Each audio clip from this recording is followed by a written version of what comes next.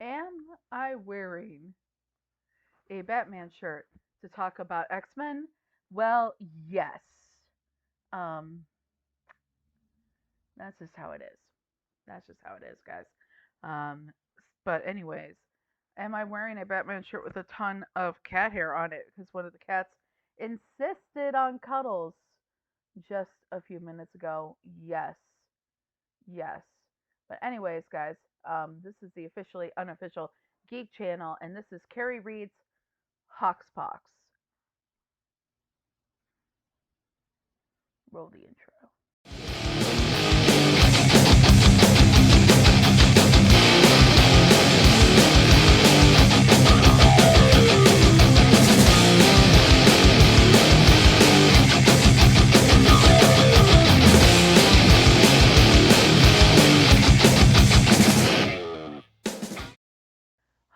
House of X, Powers of X is the 2019 uh, offering from Jonathan Hickman, Pepe Larraz, um, hold on one second, Pepe Larraz, R.B. Silva, and Marta Garcia.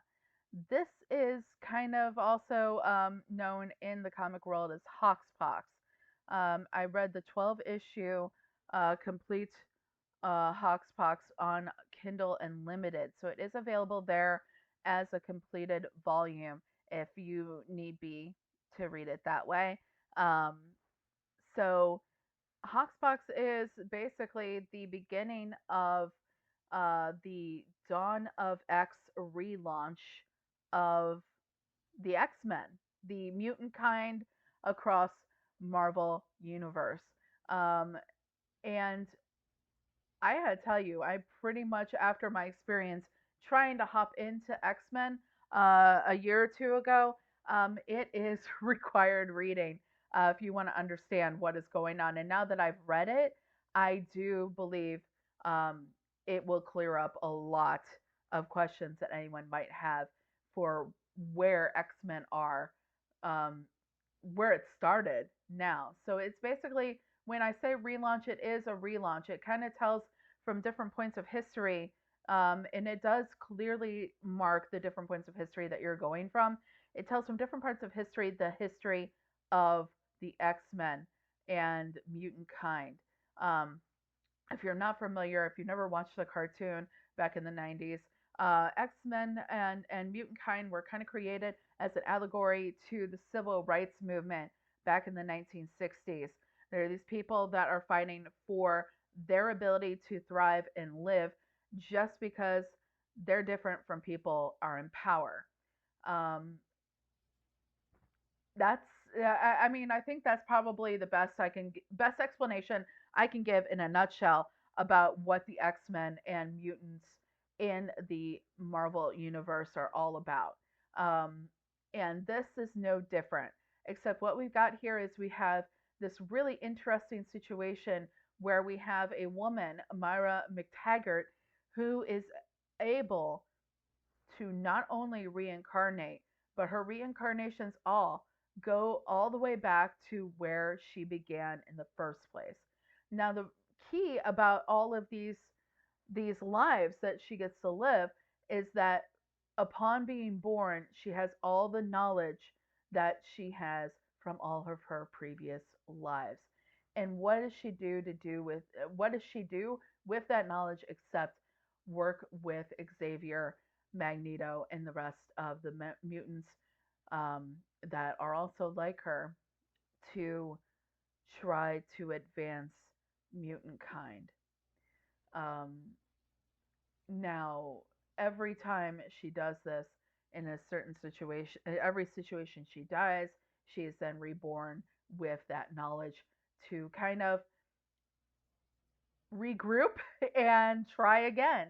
Um, this is the overall encompassing moving action of the entire book. In my opinion, is the fact that this woman can not only reincarnate but reincarnate from the moment that she begins knowing everything that she knew previously from previous lives to do what she can to advance mutant kind.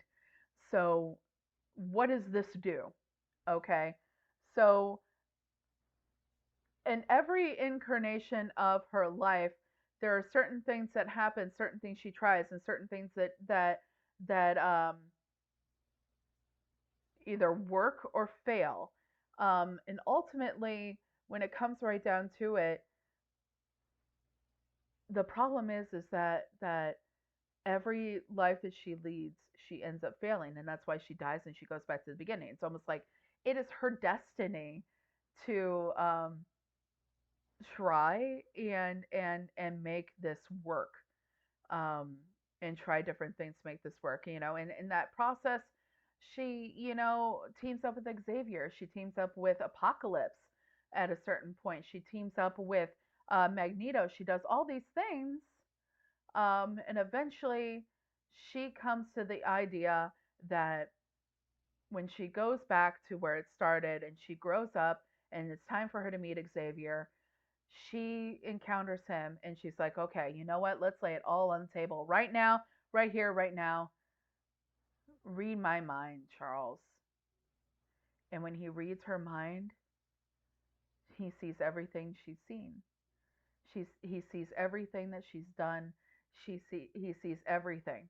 Okay, and that puts in motion kind of where we are with the beginning of the dawn of X.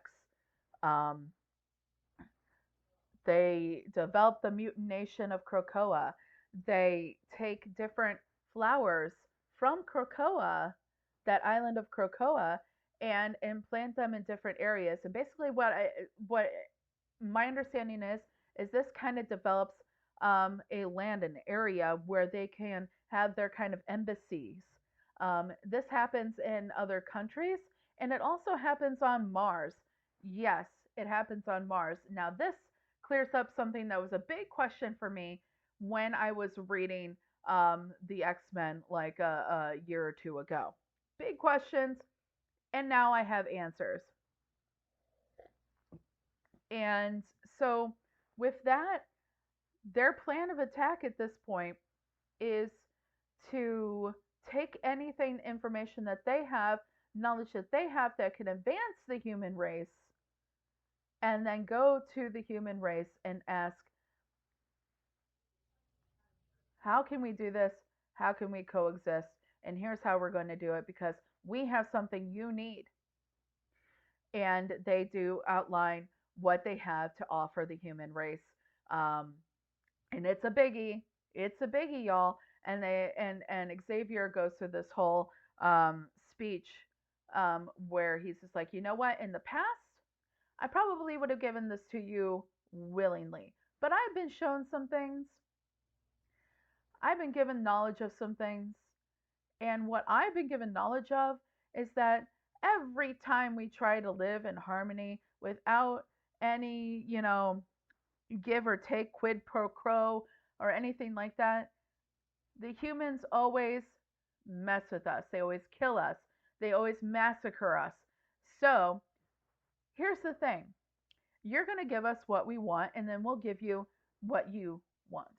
And what they want is various cures to horrible diseases that afflict humankind, and the mutants, they figured it out and they're willing to give it, and it's for the low price of having their own sovereign nation, being a part of the United Nations, and being recognized as that sovereign nation, and being allowed to govern in that sovereign nation as the way that they see fit. And this goes into how they do that, how they start that, what they do. We also have the situation where we have um, the X Men going and trying to um, solidify their safety. And when that happens, we get introduced to a concept that was another thing, another big old question mark for me. The concept with what they do, we get introduced to the concept of the regeneration, the resurrection. And it gives information about how that happens. literally, it is Hox Pox is a roadmap, a roadmap to how we get started on this journey of mutant kind and Marvel Universe as it is right now. Um, like I said, I really think that it's something that should be experienced and not told. Um, so I'm not really going to do my typical spoilers review that I usually do, but I kind of given you a little bit, a little snippet of what you can look forward to with the House of X, Powers of X story, Hoxpox. Um, you definitely get some information about um, opposing forces of the mutants each time, how they try to do that, how the humankind opposes it. Um, there's some really beautiful moments, especially during the scene where the X-Men are trying to eliminate a huge threat to mutant kind.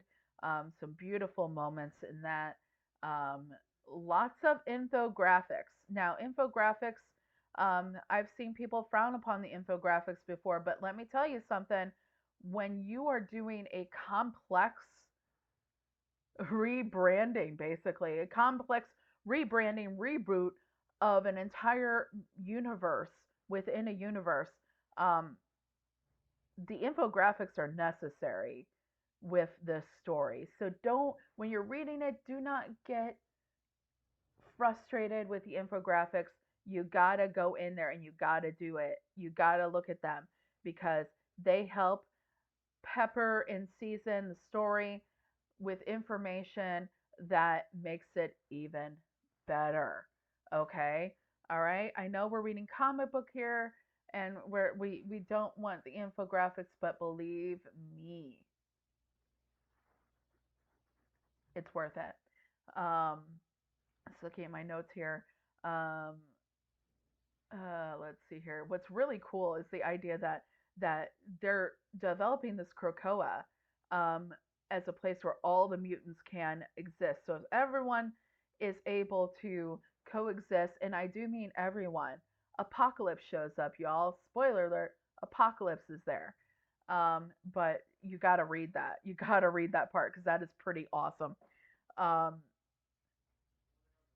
you have the idea all mutants are welcome on Krakoa. Um, and you get the idea of kind of little sprinklings of things that happen that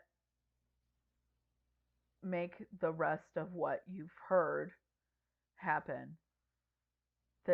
Just a really great, solid jumping off point for the rest of what happens under this whole storyline and storylines to come. I, for one, am very glad that I read it. I'm not going to keep you guys forever because, like I said, I do not want to give huge spoilers because, believe me, I had to sit there and I read it, and the wonder that I felt reading it, and the story that is crafted by Jonathan Hickman. Holy crap, guys. This is a 12 issue essential read if you are interested at all in mutant kind in the MCU, the MC universe, not the MCU, but I mean, that might be interesting to bring the whole Hox Pox idea into the MCU. I that my little bit of MCU fatigue might be cured with that because this is an absolutely complex and interesting universe that he has built. Gotta love him, okay? And the art is crisp and beautiful. Pepe Larraz's chef's kiss, the depth that he has there, and some of the different effects that he does with the art, man. You got to see it to believe it. You got to see it to believe it. It's really great. And yeah, so this, as a Carrie Reads original here, we're going to say that this was freaking awesome and you should totally read it. Like I said, I read it via Kindle Unlimited. So if you have Kindle Unlimited, that is available.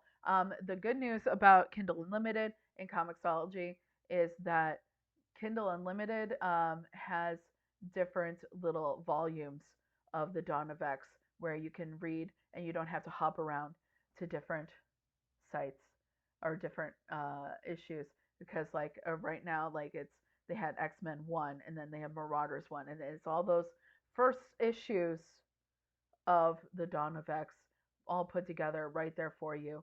They have volumes like that, so that's pretty cool. Uh, so check that out, guys. This is that's about all I'm gonna say about the about Hox Pox because I want you guys to check it out. I definitely approve of it and I loved it.